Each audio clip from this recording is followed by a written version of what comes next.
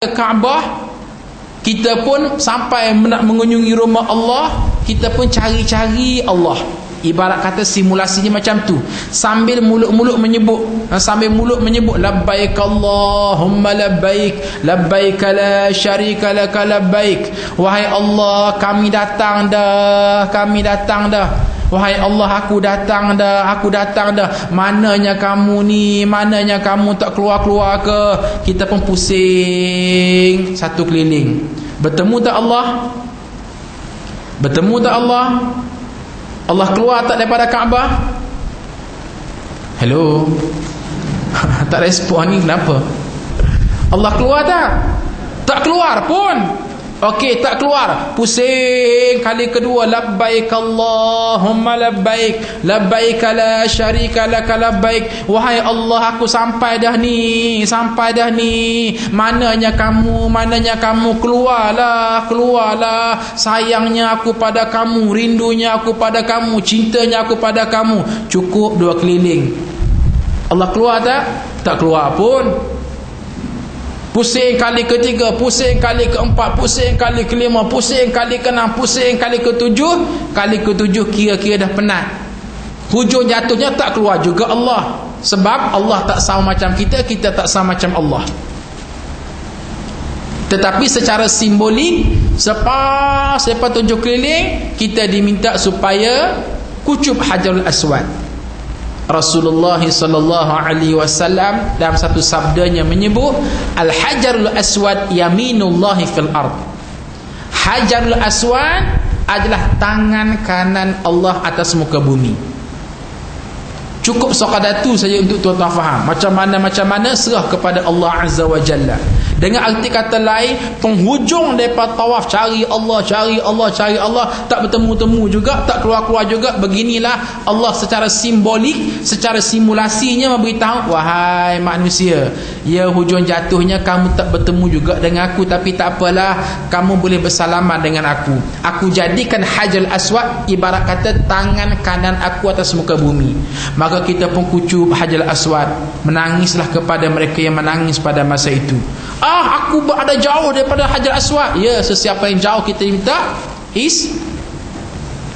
istighfar. Kita diminta istilam. Apa makna istilam? Orang kata istilah tata babai, tata babai, tata babai. Wahai Allah, tata babai, wahai Allah, sayangnya pada kamu. Ini satu benchmark, penanda aras, menandakan bagaimana melesetnya dia pada tajuk liyashhadu manafi'a lahum.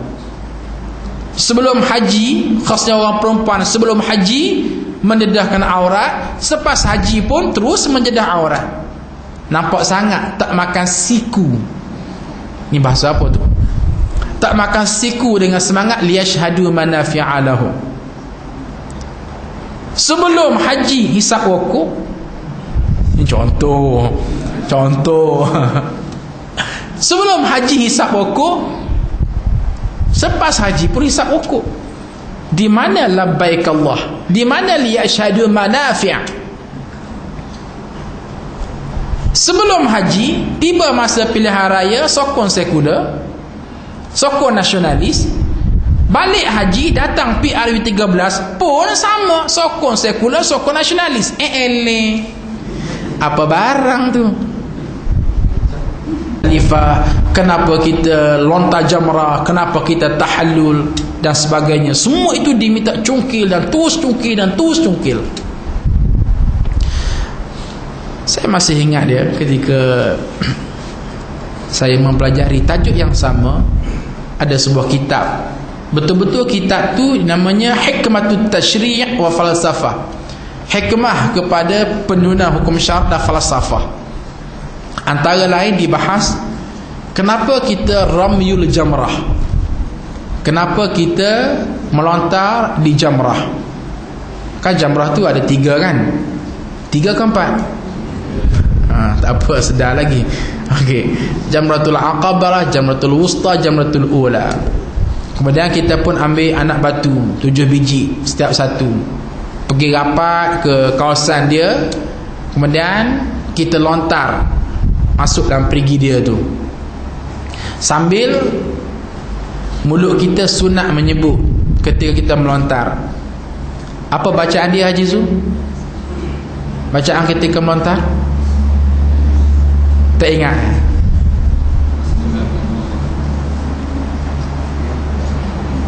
Itu tahlil arwah. Bacaan yang tepat, yang sebenar, yang kukuh, yang kuat, yang sepenuhnya ialah Bismillah ramaitu syaitan wa ahzabah. Ambil anak batu, Bismillah, dengan nama Allah, ramaitu syaitan, aku baling batu ini kepada syaitan, wa ahzabah, dan sekali dengan pati-pati syaitan aku baling. Ahzab mana pati syaitan, memberi gambaran ekspresi diri kita benci menyampah kepada iblis dan syaitan. Justru sebagai simulasinya, aku ambil batu ini sebagai bukti aku benci kepada syaitan. Ibarat kata syaitan depan mata aku baling dia. Dan bukan sekadar syaitan yang aku baling, wa ahzabah, sekali dengan puak-puak syaitan, sekali dengan geng-geng syaitan, sekali dengan organisasi syaitan, sekali dengan parti-parti syaitan. Tuan-tuan dan puan-puan sekalian, iblis dan syaitan tak akan mati dengan pergerak anak batu tu. Gelek batu bukit pun tak mati. Tetapi yang mematikan syaitan ialah semangat kita. Apa semangat kita? Iaitu kalau begitu rupa komitmen kita, MOU kita dengan Allah, bahawa wahai Allah, aku datang ni antara lain aku nak menunjukkan aku benci kepada syaitan, maka tiba masa melontar di jamrah, ini yang aku buat. Oleh yang demikian, bila balik ke Malaysia, tolong jangan lagi berkawan dengan syaitan. Minal jinnati wan nas, sama ada syaitan jin ataupun syaitan manusia. Jangan lagi sokong parti syaitan. Kempen, memang kempen pun, kempen jadi baik. Dengan arti kata lain, tuan-tuan dan puan-puan, kalau kita balik daripada haji tapi kita ikut je panggil syaitan, pada masa jangan kata kita, syaitan pun confuse, mu ni baling siapa sebenarnya? Silap baling ke apa?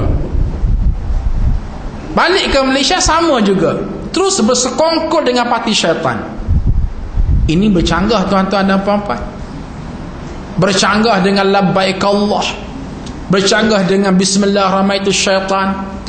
Sebab itu dalam konteks yang dibicara hari ini, orang bercakap tentang hudud sehari dua ni, maka saya nak tegaskan, tidak layak bagi seseorang Muslim, khasnya yang telah pergi menunaikan ibadat haji, baik laki maupun perempuan, tiba-tiba nak mempertikaikan hukum dan syariat Allah Subhanahu Wa Taala. Kepada yang bergelar haji, kepada yang bergelar hajjah, tiba-tiba kata bau hudud tak sesuai, kirim salam. Kita bimbang kokok haji ini tak diterima oleh Allah Subhanahu Wa Taala sebagai satu pahala untuk dia bawa kepada Allah Azza wa Jalla. Mana ikrar kamu dengan labbaik Allahumma labbaik, tiba-tiba kamu pertikaikan hukum Allah? Mana ikrar kamu di sebalik kamu kata bismillahirrahmanirrahim syaitan, tiba-tiba kamu condemn syariat Allah? Amboi Allah bagi udara sedut, amboi Allah bagi nasi makan, amboi Allah cipta air minum, tiba-tiba Allah bagi syariat tolak. Aku sepak apa tu? Jadi tuan-tuan dan puan-puan sekalian, ini perkara-perkara yang kita kena cungkil balik. Saya tak berhasrat nak sebut satu-satu, jenuh lah hari ni. Jadi saya sekadar buka ruang saja. Maka harapan saya sekali lagi, ada tazkirah subuh kita pagi ini sebagai satu audit balik, postmortem balik kepada tuan-tuan dan puan-puan yang telah menunaikan ibadat haji. Alang-alang sekarang ini musim orang pergi haji, maka tolong semak balik, buat evaluation balik, evaluate diri kita balik, apakah kita secocok dengan semangat haji. Dan kepada bakal haji, bakal hajjah, saya doakan anda selamat pergi selamat balik, dapat haji mabrur. Dan dalam masa yang sama, cubalah dekatkan diri dengan mengambil liyashhadu manafi'a lahum, mengambil manfaat yang tersirat di sebalik yang tersurat. Kemudian barulah bergerak kepada langkah yang kedua, wa yadhkuru smallaha fi ayyamin ma'lumat, untuk terus memperkasakan ingat kepada Allah Azza wa Jalla pada musim-musim haji khasnya. Saya rasa pada itulah yang dapat saya sampaikan. Wallahu ta'ala a'lam. Ada soalan?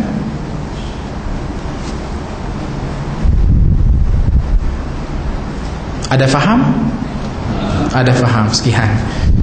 Bismillahirrahmanirrahim. Alhamdulillah Rabbil Alamin. Wassalatu wassalamu ala rasulihil amin wa ala alihi wa sahbihi ajma'in.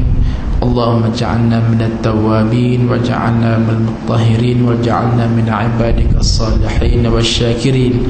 Allahumma inna ad-duha duha'uka wal baha baha'uka la quwwata quwwatuka wal 'asmatu 'asmatuka. Allahumma in kana razaqana fis sama' fa anzilhu wa kana fil ardi fa akhrijhu wa in kana ba'ida fa qarribhu wa in kana qalilan fa kathirhu wa in kana 'asiran fa yassirhu wa in kana dayiqan fa wasi'hu wa kana haraman fa tahhirhu bi rahmatika ya arhamar rahimin.